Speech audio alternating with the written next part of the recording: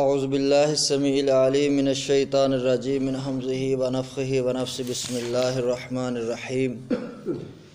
فلولا كانت قرية آمنت فنفعها أيمانها إلا قوم يونس لما آمنوا كشفنا عنهم عذاب الخزي في الحياة الدنيا ومتعناهم إلى حين۔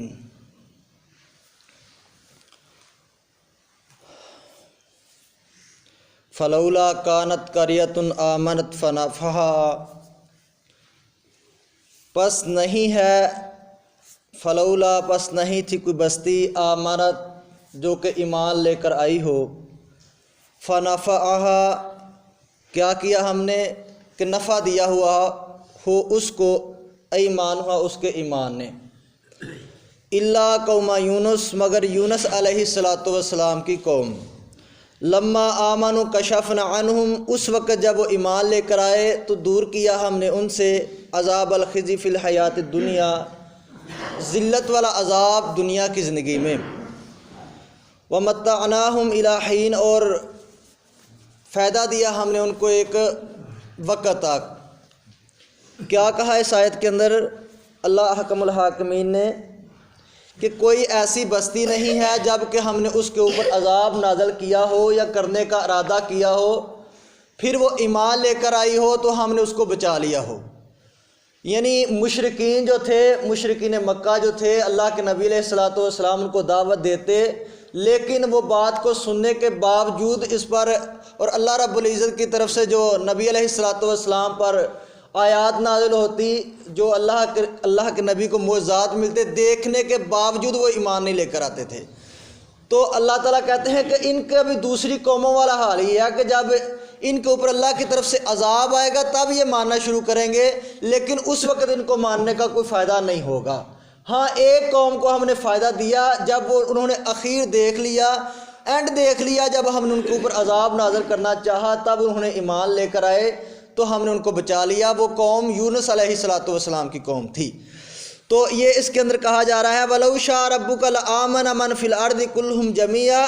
اللہ تعالیٰ کہہ رہے ہیں کہ اگر اللہ رب العزت چاہتا، آپ کا رب چاہتا تو سارے کے سارے جو دنیا کے اندر ہے سب کے سب ایمان لے کر آتے۔ فرمایا أَفَأَنْتَ تُكْرِهُ النَّاسَ حَتَّى يَكُونُوا مُؤْمِنِينَ،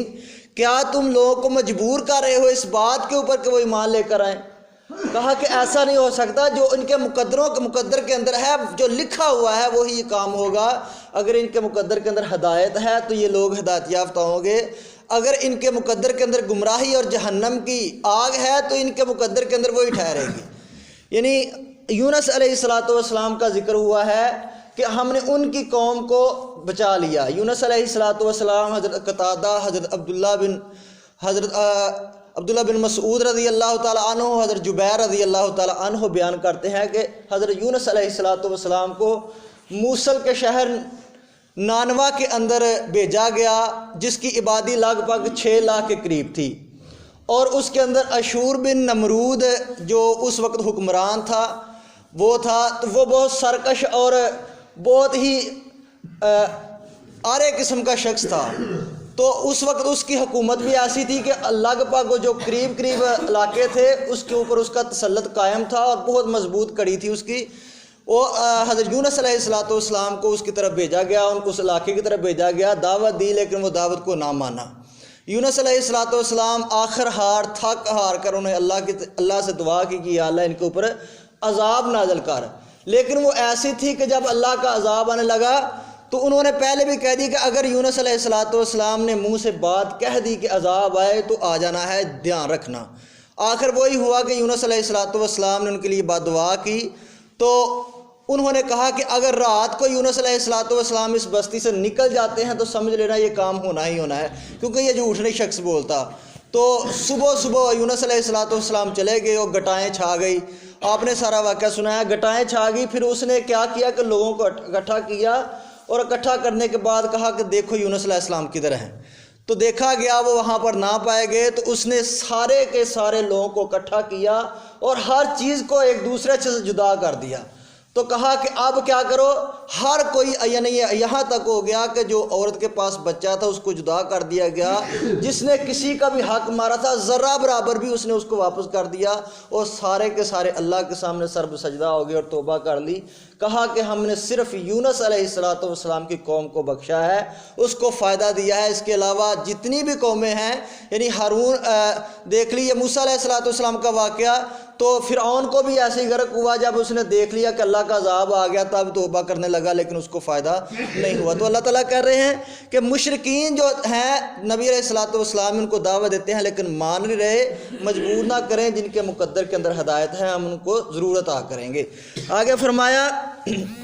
وَمَا كَانَ لِنَفْسٍ أَن تُؤْمِنَ إِلَّا بِإِذْنِ اللَّهِ، نہیں ہے ممکن کہ یہ ایمان لے کر آئیں مگر اللہ کی اجازت، اللہ رب العزت اگر چاہیں گے تب یہ ایمان لے کر آئیں گے، ورنہ آپ جتنی مرضی کوشش کر لیں یہ لوگ ایمان نہیں لا سکتے۔ فرمایا وَيَجْعَلُ الرِّجْسَ عَلَى الَّذِينَ لَا يَعْقِلُونَ، اور ڈال دیں گے کیا چیز ہے، گندگی ان کے دلوں کے اندر یا ان کے جسموں کے اندر ڈال دیں گے، کیونکہ لا یعقلون یہ لوگ عقل نہیں رکھتے۔